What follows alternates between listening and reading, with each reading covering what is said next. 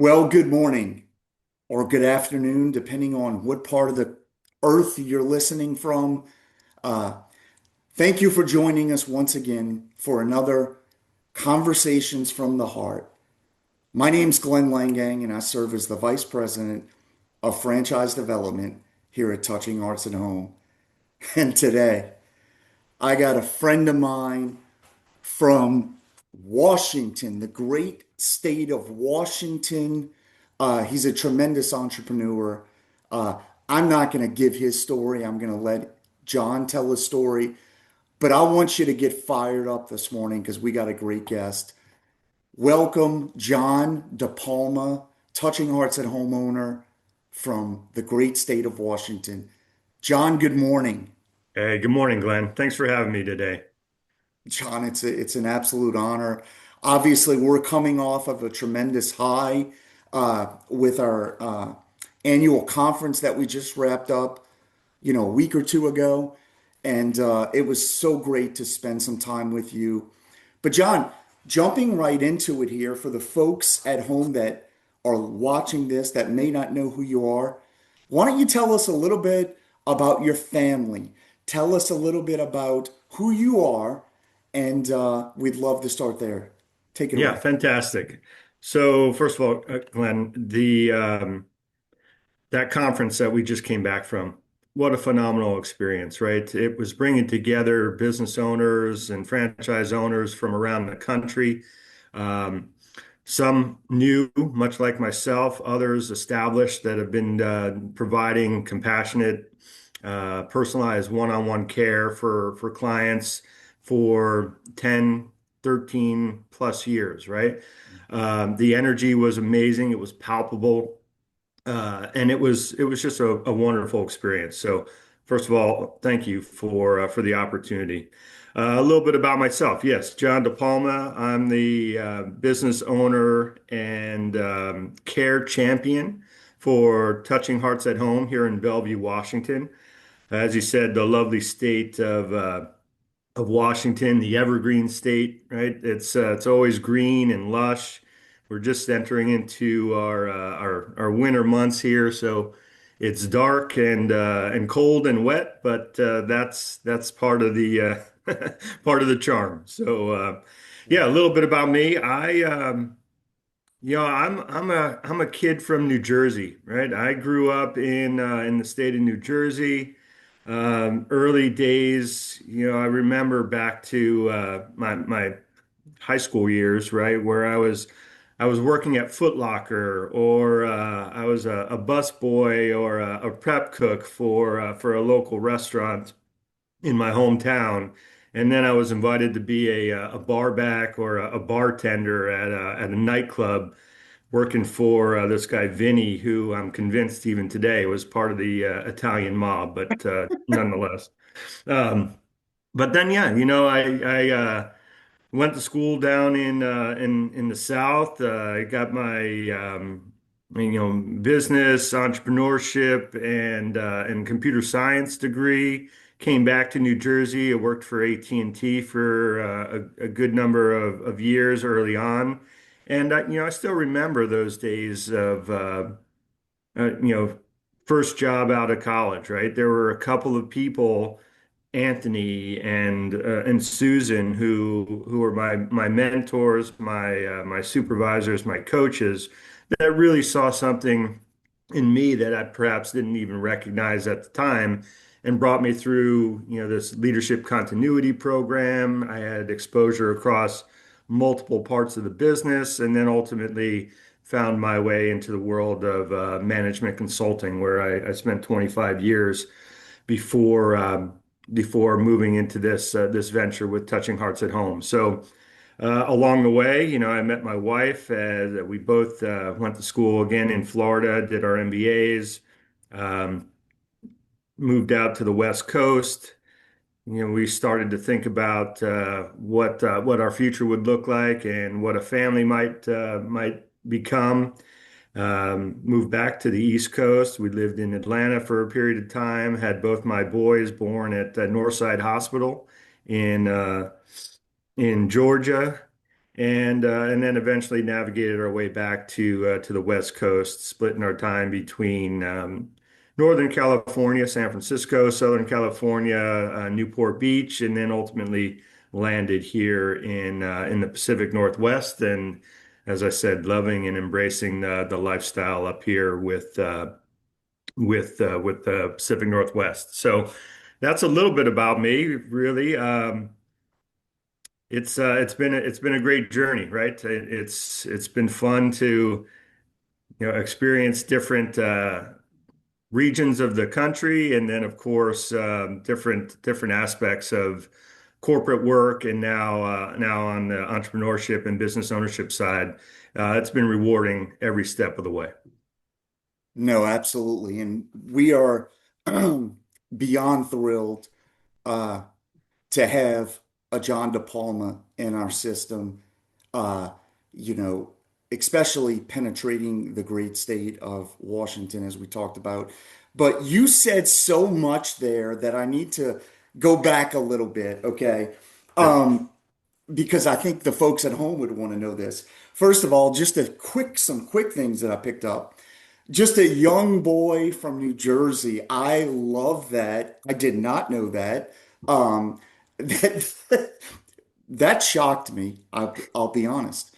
Uh, but you also mentioned that Vinny, I believe was his name, the gentleman that may or may not have been in the mob, but that saw something in you, that believed in you, that gave you opportunities to work behind a bar and other things. And then I heard the Foot Locker story. I have to ask, did you wear the full referee uniform? Oh yeah, that was standard Yes. issue. Yes. I love it. I love it. I hope you can text me a picture after this because I'm sure you have one. I would love it. But one of the, John, as I look at my own journey and, get to talk to great people like, as you know, like you every day and, and then, we get to do life together if we decide it's a good fit for one another in terms of business. Uh, and certainly thrilled about that because we got a long runway ahead of us to do great things. But you mentioned something a word that I haven't heard you say before. I haven't heard anyone say before. But I got to tell you, it jumped off the page at me. Talk to me about, and I hope I said this right. I wrote it down, but I may forget, as you know. I think you said caring champion or champion of care. What, correct me, but also tell me, where did that come from? What does that mean to you? What does it mean for your organization? Let's stay there. Yeah, perfect. So yeah, it's a powerful message, right? In title alone. And when I think about and when I hand out my business cards, right, it says on there, Touching Hearts at Home, Bellevue, Washington, John DePalma, owner and care champion. And I was very specific and explicit about that, right? And much like yourself, Glenn, the reaction is similar. Oh, tell me, what is that? What do you mean, care champion? And I truly envision, when I'm engaging with clients and potential clients and just people in need, I want them to know that I am there for them, right? To address their questions, to understand their concerns, to really figure out what kind of care, what level of care is required. And then, of course, matching them to the appropriate caregiver, not only based on skill, knowledge, and expertise, but personality, lifestyle, and just similarities that would make a stronger connection between caregiver and client.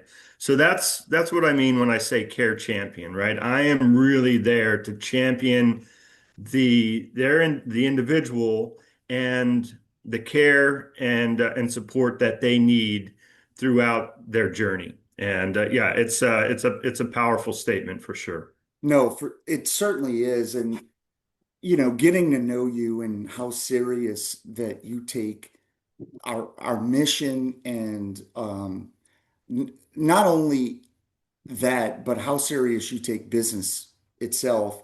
And I know that you've got a tremendous amount of leadership nuggets just wrapped in that beautiful mind. I know that.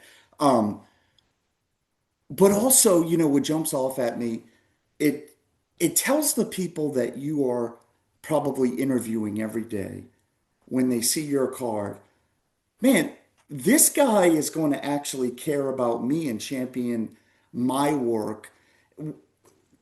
Go a little bit deeper there. I mean, has any of the folks that you're interviewing, when they look at your card, they're like, "Oh wow." Um, do they get the message? For sure. Excuse me. Yeah. So, this all started, right? My journey in home care really started with, and everybody's got a personal story. So if you indulge me for a moment, Please. I'll share a little bit of mine. Yeah. Um, so my dad and my mom were living in Las Vegas. I was out here on the West Coast, and my dad was feeling off, right? Let's just say that. And we went to see his primary care physician and ran some tests, and eventually it came to the realization that he was diagnosed with throat and tongue cancer. Okay. And so he was trying to navigate the system, trying to arrange for his care. He had to, set up radiation and have a special mask made for because they were trying to isolate radiation on his throat, but they wanted to, limit the amount of radiation on his head. So nonetheless, right, he had to go through this whole process, and he was trying to do that on his own, and I was trying to manage that as best I could from afar, right? And helping to navigate the system, it's a challenge. The healthcare system is a challenging system in and of itself. Uh, for me, let alone an 80-year-old man who's trying to figure this out for himself. So, I started to plug in and really try and help him through this whole process. And through that journey, we elected to move both him and my mom here to Washington. I said, look, Dad, I need you to be closer, or I need to be closer to you. Um, you're a little bit more mobile, so let's have you move to the state of Washington, and then I can continue to provide a higher level of care as a care champion, right? In navigating the system. So we did that and continued his therapy here in Washington. And as the as the cancer was progressing, he had come to the realization that, his final chapter was upon us, right? But he did not want to live his final chapter in hospitals, in and out of doctors' offices, plugged into IVs or radiation or whatever it was. So he made the decision to say, hey, I want to live my final days at home with dignity, with respect, with independence.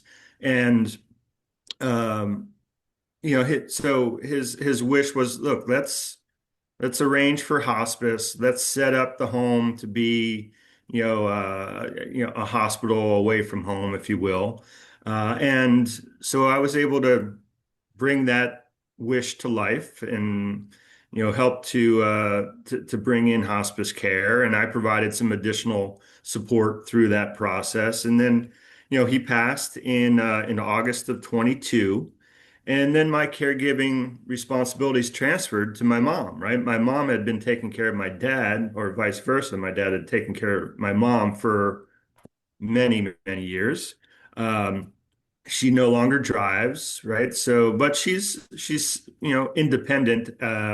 Anyhow, my care responsibilities transferred to her, and then we eventually wound up having her move in with us here in Bellevue, and then ultimately found a an independent living community for her so that she could get that social interaction that is so important for seniors as they continue to age in place. So Yeah, sorry, long-winded No. answer to the question and to the story, but that's what brought me into home care. It's figuring out how to help seniors in need navigate the system and get the care that they so require and deserve, and do that in the comfort and safety of their own home. So that's what brought me into the world of home care, and I couldn't be I couldn't be happier or more blessed, frankly, with the level of engagement and level of involvement and the impact now that I've had not only with my mom and dad, but with the broader community. Wow. Um, First of all, sorry to hear about your father. Um, and you know, thank you because I everyone has a story and it's never we want to get your story out. We think it matters and it may inspire other people that are, dealing with this. And by the way, reach out to John, even if you're not in the Washington area, uh, and ask him how he navigated the system and so forth. Because I know it's hard and I know he wants to serve and make everyone's uh, the fourth quarter of their life, if you will, as dignified and honoring. And by the way, as you know this, John, your father's wishes are very, very similar to the vast majority of people that are in the same situation. They want to live in their home. They want to live with dignity and be independent, if you will. So thank you for sharing that. But what I heard in that was and sometimes this is so true. We can take sometimes the greatest pain in our life, right? Like caring, and I'm not suggesting that that is or was your greatest pain, but sometimes pain can serve as a platform if we allow it to. So yeah, I can't imagine the pain that you went with in figuring out like where do I get my parent? Okay, I need to get them here, and then they have to agree to that, and then I need to organize and really be the care champion. I'm taking that from you. I know you don't mind, but truly Yeah. be the care champion for your dad and then on to your mom.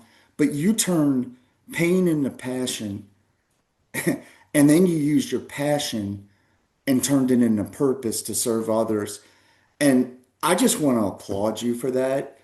You could do anything in the world, and there are very few people that that's the case of. You certainly could have chosen your own path and did a numerous amount of things and been quite successful in business. But again, you turned pain into passion and your passion into purpose. Am I even wording that correctly? What I is love it. that? And if you don't mind, go a little bit deeper into what that felt like. And by the way, for those listening at home, there are choices that we have to make as leaders, right? Like John could have easily said, "Those are my parents. It hurts me. I want to serve them, and I'm going to figure out a way to serve them." So there's a choice there. There's a choice there that, you know what? I see this need now on a much macro level, and I'm kind of passionate about it now. So that was a choice. And then there's this choice of, okay, how can I make a profound difference? That's where the purpose comes in. And I think the folks at home and all of us, give us the details of the choices that you had to make this a reality. And, you know, because people think that, or a lot of folks sometimes think that, these are just easy and people just happenstance on things, but it's a choice that you decided to make and your family did. I don't know if I'm wording that correctly, but Oh yeah. uh, yeah. Yeah, you know, Glenn, the so I love the pain, passion, and purpose, right? I think that it's got a nice ring to it, but there's a lot of meaning to it as well, right? So, you're right. Life is a collection of choices, and there was uh, there's a book I read not well quite a few years ago. I think it was called One, just ONE, and I can't remember who the author is, so I apologize for not giving props to the author. But nonetheless, it was about just that. It was sort of this idea of life is a made up of a series of choices, and they sort of created this visual of like this lighted path of illumination, and there are many branches, and each branch is a choice or a decision that you have to make. And if, I choose left versus right. Okay, now we're going to follow that path. And then we hit another choice, and I'm going to choose right versus left, right? And it creates this sort of visual progression through life, and it sort of recollects like what would have happened if you chose otherwise, right? And it's sort of an experiment, if you will. But it was a really interesting concept to me at the time.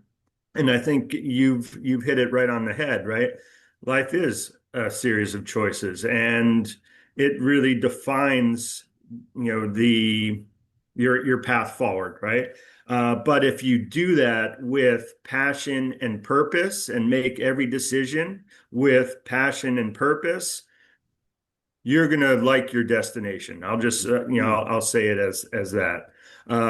If some of you are taking pain and turning that into passion, while I have sympathy and empathy for you on the pain side, I also have admiration and congratulations for you in making that hard decision to turn that into a passion and pursue it accordingly. Um, so yeah, many decisions over the course of my life and my career. As I mentioned, I spent 25 years in corporate America, right? Making tough decisions and focusing on, strategy, org design, process improvement, technology enablement, and helping companies grow and work towards some of those or through some of those difficult decisions. And then, when I made that transition over to business ownership and becoming a care champion here at Touching Hearts, it was another decision, right? That I said, all right, I've had a great career in the world of consulting, but now my purpose or my passion has shifted, right? And that story about my mom and dad sort of fueled that passion. Granted, it was pain at first, but fueled it into a passion and said, hey, I can make a meaningful difference, not only within my family circle, but much more broadly into the local community and beyond, right? So that kind of passion and purpose, as you pointed out, really then drove my decision into, okay, let's let's take this skill set, this experience, this knowledge, this passion, and turn it into this purpose-driven mission of making a meaningful difference in the lives of the people I work with and the clients I serve. And then, what I really love about Touching Hearts and, our founder, Renee Peterson, I think she coined the phrase, we care for those and those that serve them, right? Yeah. It's some derivation of Yeah. that. And that is really what we're about, right? It is making a meaningful difference. It is being that care champion and helping those individuals or families through the difficult challenges and choices that they have in front of them. So yeah, I mean, uh, Yeah. I think your point on pain, passion, and purpose rings really true with me, and hopefully many others out there as well. Yeah. I mean, it really just jumped off the page at me as I was listening to you. Um, You know, another question, because folks at home may not know John's a humble guy, but he briefly mentioned he spent 25 years consulting, some very large companies and also probably some middle tier, but on a high level, you know, just give a 30 and I'm going to ask a question. I just want to give the people at home an idea of who they're listening to. So give us a high level of some of the consulting opportunities that you have. You serve all of the big firms, and then I want to ask this question though: What is it more important, or how do you lead with the mind, but also the heart? Like, how is that? Because you're clearly a very analytical, very smart guy. I often joke with you that in my 20 years of franchising, I have truthfully, guys, John DePalma, I think I told you this past week or two. John DePalma knew more about the industry that I'm serving in before he joined than I did at the time. And so he's very well researched. But anyway, give us a high background, but also help us figure out, how do you navigate leading with the heart and mind? Do you even involve the heart? What leads you? And, it's just, I'd like to know. Yeah. Yeah, for sure.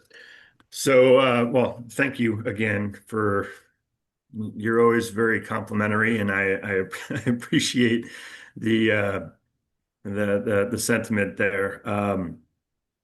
Yeah, fair enough. So, it's interesting, Glenn, in the world of consulting, right? Fortune 500s, Fortune 50s. I have a very distinct memory of a client, so a Fortune 50 client. We had just gone in to do what we call orals, right? Where the whole team comes in, we present our proposal, our approach. We talk about, why us and over, the competitors, and make a claim for the opportunity, right? But I distinctly remember, it was with again the CIO of a Fortune 50 company. I was able to catch up with him after our presentation. I had about 15 minutes to step into his office, and I asked him. His name was John as well. I said, John, hey, first of all, I appreciate the time. Thanks for inviting us here. Hope you enjoyed the presentation. But at the end of the day, I'm curious, what really makes you decide to work with a consulting firm or an individual? How do you come to that final decision? And he said, look, John, I'll be straightforward with you. I'm evaluating you from the neck up, right? I want to know that you're smart, intelligent, you understand my business, you understand the industry, and you're, willing to go that extra mile to solve whatever challenges come our way. But I'm also looking from the neck down, right? I want to know where your heart is. Are you just looking at this as a transaction, or are you really engaged in helping me solve this problem and really have the heart, the authenticity, the commitment to make a meaningful difference, not just check a box, right? And that was a profound I mean, it was more profound in the moment, but nonetheless, you get the idea, right? Sure. It was like, oh, I get it, right? And I think that's a great explanation because some of the competitors that were there previous to us look really good on paper and check all the boxes, but when you sit down and you have a conversation with them, it just it falls flat, right? You're like, oh, okay, you can tell that this is just a transaction for them. So, I thank John and his kind and sage words then, but I've carried that forward in much of what I do, right? When I engage with an individual, yeah, and I appreciate you telling me and saying, look, I'm very well researched. I do my analysis. I gather the necessary data. I understand the facts, but then I need to be able to translate that into a real heartfelt, authentic application.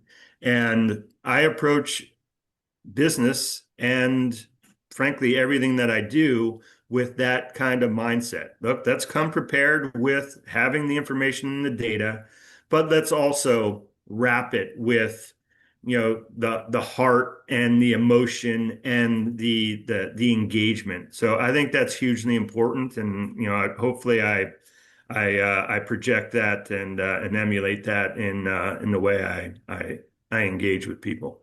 No, certainly. And thank you for sharing that. It's a question that I didn't know if we were going to get to today, but I was going to ask you off camera anyway, but I'm glad that everybody can share in your answer.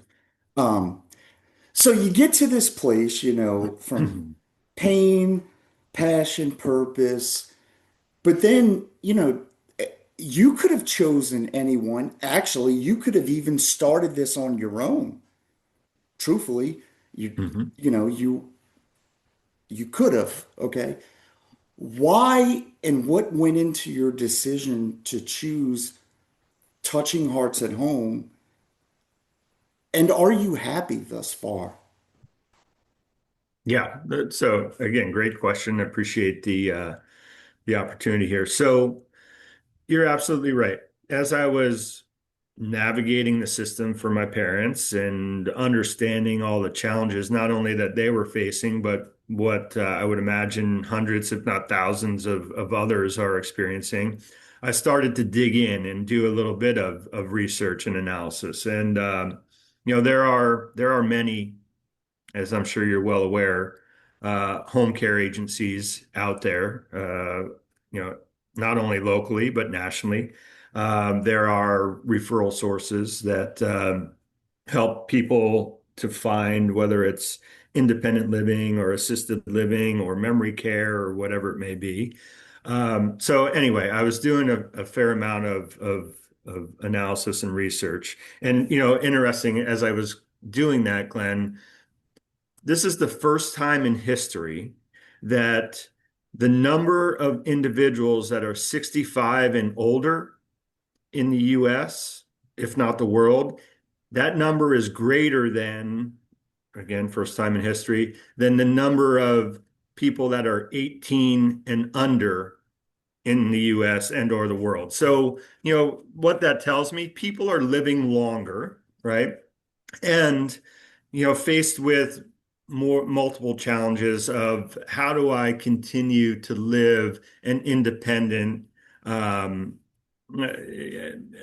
healthy life in the final chapter, or the fourth quarter, I think, as you put it, of my life. So, that sort of brought me into a lower level of in analysis to say, okay, right, if the need is there, who is providing the solution, right? And so I started to look across the different home care agencies. And what I'll tell you, when I found Touching Hearts at Home, um, what made the difference for me was the family aspect and the executive team and the leadership, right? We just brought Todd Tremmel in from the industry. We've got the brothers, Ryan and Andrew, who are carrying forward their mother's legacy, Renee Peterson being our founder. And just the way that I was able to engage, and again, much like that previous story where I'm sort of doing a head up and neck down analysis, it was clear that they understood the industry and the need and the opportunity, but more importantly, it rang through and true that they were in it for the right reasons. It was heartfelt, it was authentic, it was carrying on, their mother's legacy and doing it in a way that was compassionate and personalized and, focused on the individual. It wasn't a transaction for them. It was an opportunity to make a meaningful difference, not only in the local community, much like, their mom Renee did, but now on a national footprint. So that's really what closed the deal for me was the quality and authenticity of the leadership team and the executive team at Touching Hearts. That's amazing, and thank you for sharing that. You know, we are definitely, as you know now, certainly, authentic and genuine people, and certainly thrilled about Todd and his leadership and really the care and concern and support that he reminds us all. You know, something that he tells us all the time is, listen, when our franchisees are working, we're working. If they call you or text you, if you're sleeping, return it the next morning, whatever the case may be.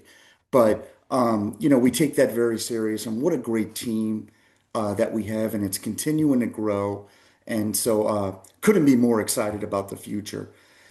And so, listen, as we wrap here, I'll just ask this. Um, you know, obviously, you're a, a high-end achiever and done some amazing, great things. High-end achievers do a lot of things, particularly, you know, talking about again how you got here, pain, passion, purpose. Sometimes we can get so focused on our purpose that we forget to take time to recharge. Okay. Which, and folks can burn out in anything. I mean, whatever you're doing, right? If it's purposeful and so forth, and particularly when we have a great service that we're providing to people that make a profound difference, it matters. And so, but how do you recharge? And it is important to take time to do that because you can't give something away that you don't have, right? And so, just want you to encourage the folks, if you believe that, you know, to take time to recharge. How do you recharge? And do you find that that's important to continue on the long-term mission of being a champion of care, care champion? Yeah, 100%, right? And I think you said it right. If you can't care for yourself and be in good health, you're not going to be able to care for others and promote their well-being. So I do think it's hugely important to have balance, right? I think back to, I don't know, maybe 5, 6, 8, 10 years ago, where there was this whole discussion around work-life balance, particularly coming from corporate America. And Mhm. it's really not, in my opinion, it's not work-life balance. It was like work-life integration, right? And Yeah. having, this whole idea of working from home or remote or virtual work, right? People can engage when and how they need to. So if that's, at 6 a.m. to 8 a.m., they're super productive, so be it, right? Get in there, do what you need to do. Maybe you take a break in mid-morning, have yourself coffee, go for a run, whatever it may be. And then you come back and then you've got your focus time for another however many hours. But everybody's excuse me, everybody's day it's not the traditional 9 to 5, 8 to 5, right, where you're sitting at a desk or sitting behind a computer. I think what the pandemic has taught us or enabled us is people can be productive managing their own time. In fact, they might even be more productive in when they're given that freedom and flexibility. But your question was, how do you recharge? So, and I'll come back to we didn't spend a ton of time talking about family, but I am a supportive husband, an engaged father, and an outdoor enthusiast, if you will, right? Um, so I get energy and, relief from all of those aspects of my life, as well as the work that I do, right? So, I love spending time with my boys. They both play competitive soccer, and, I love nothing more than on the weekends going to watch them play a match, right? That's grounding for me. It's an outlet for me that enables me to connect with them, as well as just find some time for myself. I love to travel, right? My wife and I do a fair amount of traveling, both for work and for pleasure, and making sure that we take the time to go to the destinations that are calming and relaxing and comforting for us, but also to see our family across the country. We've got family in all across the country, right? So how do we make a point to see them, on a regular basis? And that kind of family connection is hugely grounding and relaxing for me as well. Even the in-laws, right? So, and then it's just taking time to take a breath, right? I try and work into my daily routine. I'll work out or go for a walk or go for a run, and that's my personal time where I can kind of my it's not like I shut off my brain. I'm always thinking through whatever challenges are ahead of me. But at the same time, there's clarity in that moment, whether it's on a walk or a run or a workout. And it helps me to um, take a breath, right? And I think that then enables me to recharge and refocus my energy and efforts to make that meaningful difference. So a little bit of all of that: family, travel, and personal time, Yeah. And I love the way that I mean, I love the way that you incorporate all of those too, because, I remember, I don't know, it feels like it was probably 6, 8 months ago, but, you told me that you were going, uh, for an extended weekend, with your boys, and y'all were going to go hiking and so forth and so on. Uh, and just listening to you tell the story, and even a couple of weeks ago or so, when you shared and talked about, we made a book and of the pictures and so forth, and it's on the coffee table for us to refer back to. And it just, you could feel the passion and how excited you are about that. And I just think it's awesome that you incorporated, family time, and then also something that you guys enjoy doing together, whether it's going to a soccer match, just observing, or hiking, whatever the case may be. But I think what I'm hearing you say is it's important to find, where are you the most productive in terms of time, hit those hours hard, take some time for yourself, but also figure out a way to be productive during the times that you're maybe not the most productive. We're all wired different.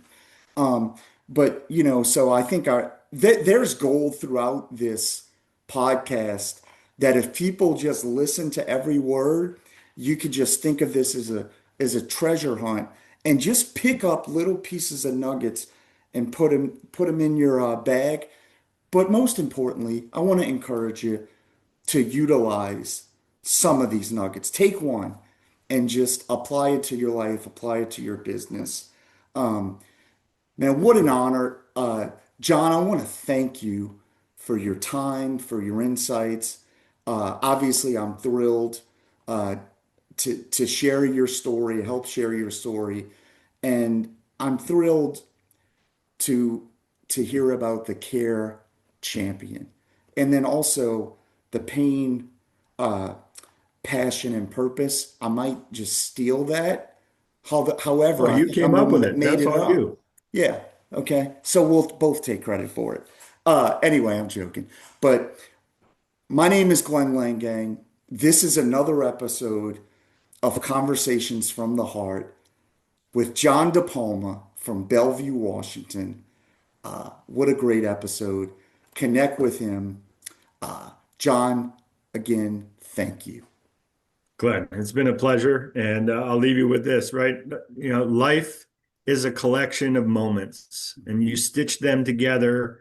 You mentioned the coffee table book. I have sort of a collection of memories for all these trips and all these adventures that we've been on. I just encourage you and everybody who's listening, capture those moments, whether it's just a snapshot in your mind, a memory, an experience, or if it's actually captured physically in a book and you serving as a general or a gentle reminder, Mm. embrace it and enjoy the journey.